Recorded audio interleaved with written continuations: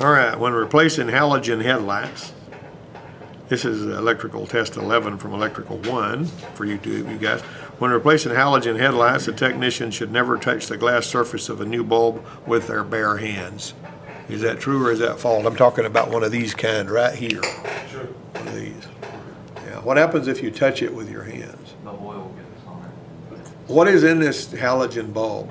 Halogen. Halogen. What is halogen? It's a gas. Why is it in there? How is this different from a regular light bulb? How is it different from a bulb like this? I mean, both of them are a bulb. That's an electric bulb. But they, huh? What? One's electric, one's another gas. Don't they both have wires connecting to them? Well, aren't they both electric then? Where was he coming from with that? I don't know. But anyway, so what you got here is this one has no air in it of any kind. It's just got a filament. Thanks to Thomas Edison, he came up with that. This one here has got pressurized halogen gas in it, and it makes that filament burn really, really, really bright compared to this one.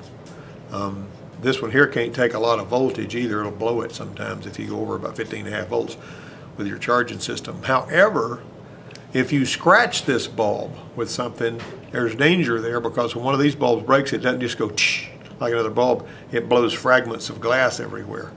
And so it can put a piece of glass in your eyeball. Got me? So be really particular about these lights here, because these lights, this light and this light are different other than their shape. This one's got pressurized gas, this one's got a vacuum. You ever break one that was burning?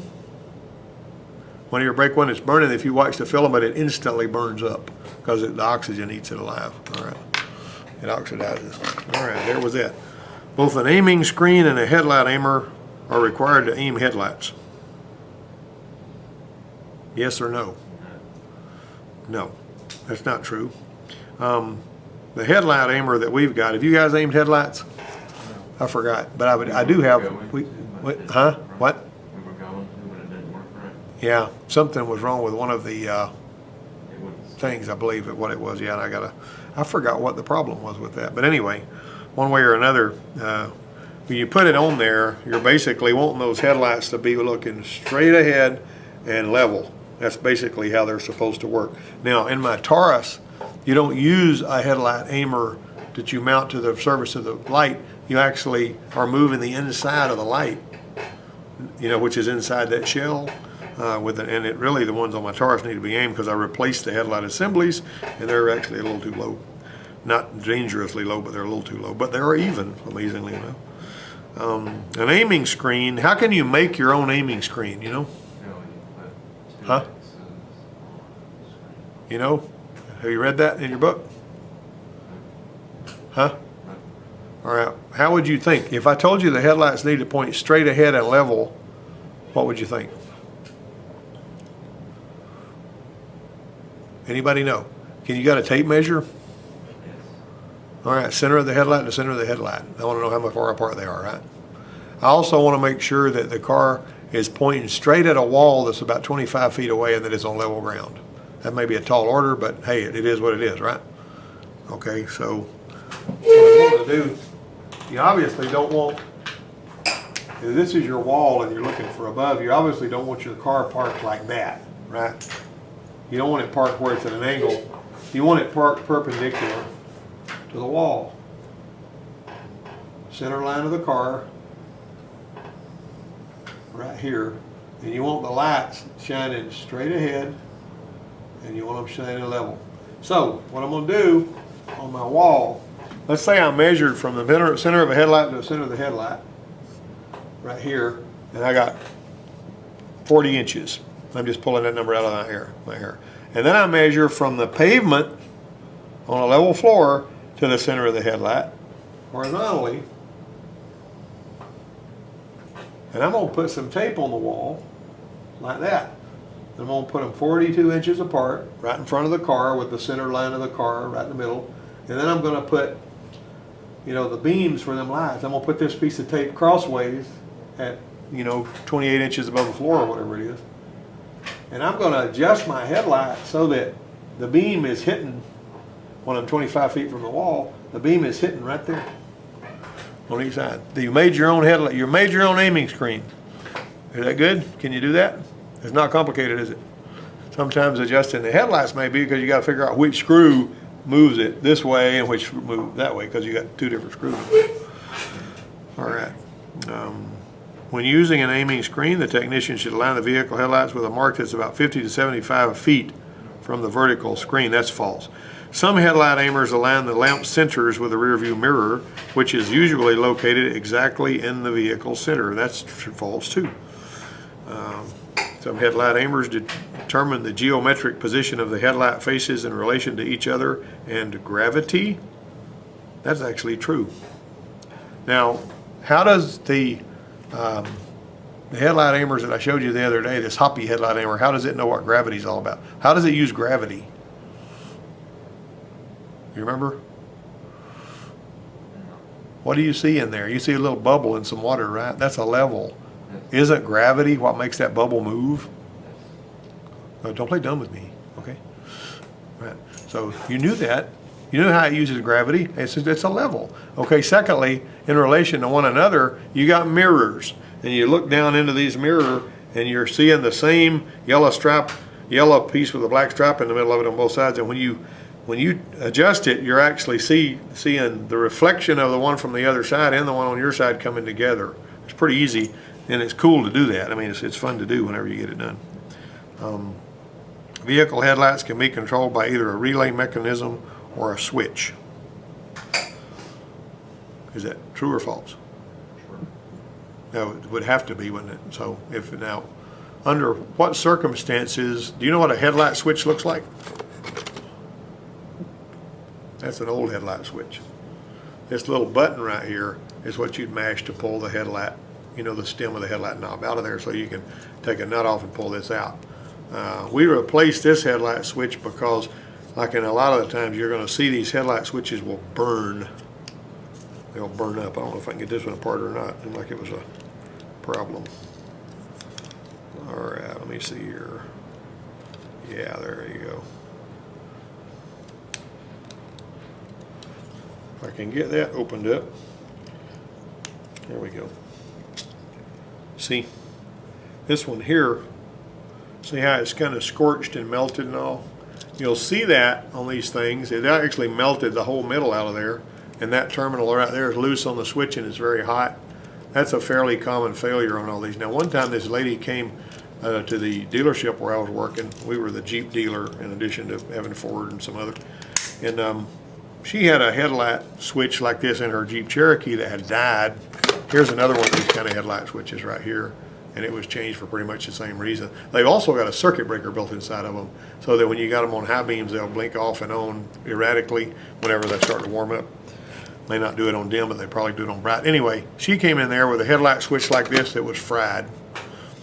And a lot of the headlight switches, were made like this back then, but they had different connectors. Now, they had all the same light, inputs and outputs in various different configurations. They look like this. So she comes in there and she's traveling, and it's like 3 o'clock on a Friday afternoon, and she's going to be dead in the water if we can't get her some headlights because her headlights aren't working at all. So I pull it out and I find a burnt connector, and we've got issues, right? The switch is destroyed, the connector's destroyed, the parts room has nothing for that Jeep, but we do have a headlight switch very similar to it for a Ford. And we also have the pigtail for a Ford. Okay, so I took the pigtail for the Ford and a headlight switch for a Ford, and I looked at the wiring schematic and I hooked all of the wires up so that I put her a Ford headlight switch on there and a Ford connector, and she had the same headlights and the same everything, just like brand new. So it's a thinking outside the box thing, right? You got something that will work, nothing wrong with it, mounted in the dash the same way. Her same stem went in there, click. When she pulls the knob, she's got the same headlights she always had. Now on some of these crummier ones later on that had a little switches that wouldn't carry as much current, they actually put relays in between the headlights and the headlight switch, just because they wanted the relay to carry the load, and they didn't want to put such a robust and heavy switch in the dash. Space considerations, that kind of thing. The relay controlled, headlight switch is a duty light duty device, which activates a heavy current relay, and that was what I was just talking about. That's true. So how would that work? Anybody can draw this?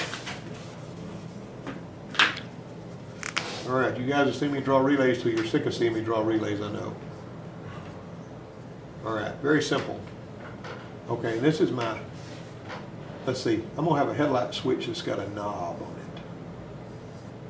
it. And this headlight switch is gonna be opening up, it's gonna be closing some connections. To begin with, the headlight switch is different from a lot of other switches because it's a ganged switch.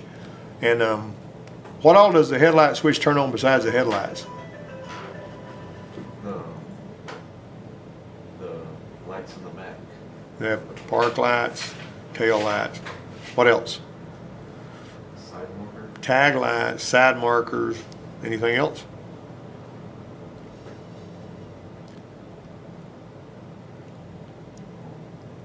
Fog lights. Well, yeah, that's not a bad answer. The fog lights, but the fog lights only burn if the headlights are on dim and the fog lights are engaged. The fog lights are never supposed to be on when the bright headlights are on, only when the dim headlights are on. That's the way, even if you wire up fog lights, that's the way they're supposed to be wired up. Only when the dim headlights are on and the fog lights are activated. Okay, anything else? Not that I know. What about your dash lights? And the dash. Does the word duh mean anything to you? Okay, so whenever we turn on the headlights, we got a bunch of terminals on the headlight switch. And I don't know why these people are wanting to call me right now. Hang on just a minute. Hey, Judy. Yeah. Okay.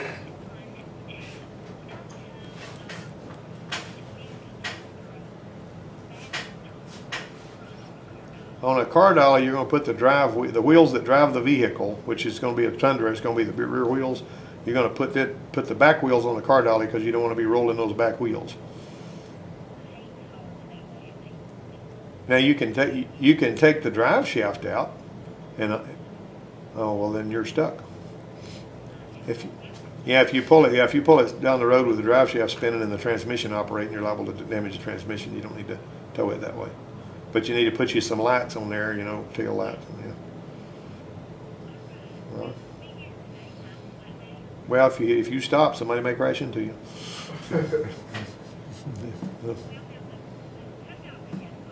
Yeah, you may be able to get by with that if you can see them,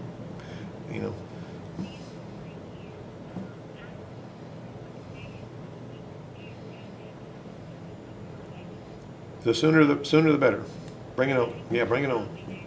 Alrighty. I'm in the classroom right now though. Okay. We'll stick our head in here in a minute. Anyway, so I've got power coming in there. When this light turns on, when I turn over here and I turn on my light, see, basically, I'm gonna basically be sending power, which is coming from here. You turn the switch, it's gonna make this connection. Power's gonna go through there. Then you got B plus here, good strong B plus, and then this goes out to your headlights. But what's in between this relay and your headlights?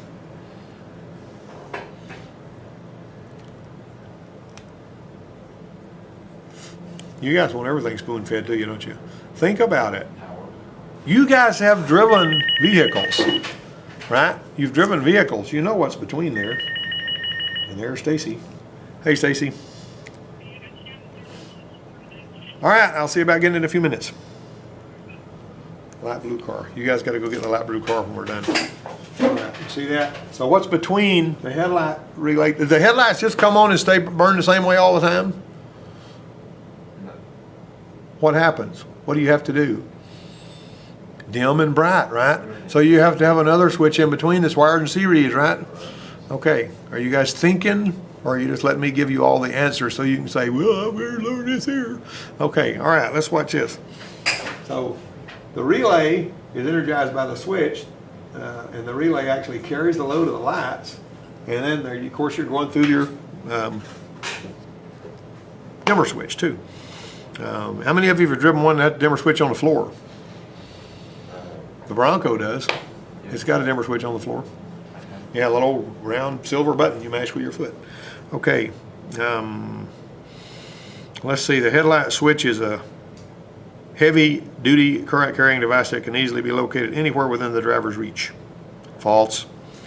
In most cases nowadays, it's not a heavy-duty current carrying device. While procedures for replacing most lighting system components often vary, the procedure of replacing the headlight switch is usually the same. That's false. It's going to be different for just about every vehicle. Upon application of the brake pedal, the brake switch contacts close, energizing the brake circuit. You've been there, hadn't you? You've been working on that on the Neon, didn't you? Except you found out it had 2 bad bulbs. That's where we fought with the wires for a while. There are 3 basic types of small lamps: square block, wedge, and miniature bayonet. You're not going to use that to fix a car, but that's a false statement anyway. Wedge lamps are gripped by metal fingers in a socket. That's true. Miniature bayonets look like a very small tail light, and stoplight bulbs up to little bitty ones that look like a little bullet, you know. That's true. Small lamps are used in courtesy light systems. You know that's true. And finally, small lamps are used in dashboard lighting systems. There are some medium-sized lamps that pull a pretty good bit of current that are used in overhead map lamps and high-mount stoplights sometimes and stuff like that.